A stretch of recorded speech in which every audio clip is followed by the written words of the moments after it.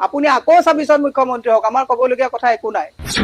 26ত আপুনি আকৌ হওক, 32ত হওক, আপুনি গোটেই জীৱন মৰালৈকে মুখ্যমন্ত্ৰী হৈ থাকক।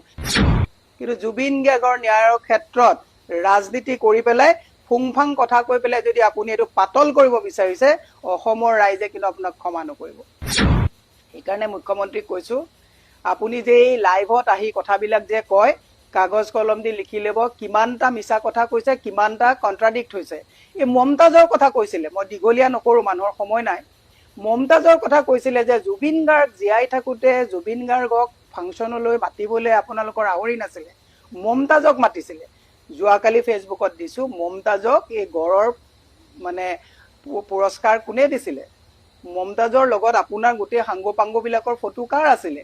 মমতাজক মই তেখেতক ৰেচপেক্ট কৰোঁ, কিন্তু আজিলৈকে মমতাজ বোলা গায়িকাগৰাকীৰ কিন্তু মই মানে ফটো দেখা নাছিলো। আপুনি ক'লে কাৰণে ফটোটো বিচাৰি পেলাই পালো। গতিকে মুখ্যমন্ত্ৰীক কৈছে, এখন ৰাজ্যৰ ৰেছপন্সিবল পোষ্টত থকা এগৰাকী মুখ্যমন্ত্ৰীয়ে 100টা ফাঁকি যদি দিয়ে, তেতিয়াহ'লে আপোনাৰ পৰা আমি কেনেকুৱা এক্সপেক্ট কৰিব পাৰোঁ, আশা কৰিব পাৰোঁ, ই এক বৃহৎ প্ৰশ্ন। সেইকাৰণে মাননীয় মুখ্যমন্ত্ৰীক কৈছো, কথা কওঁতে ডায়েৰীত লিখি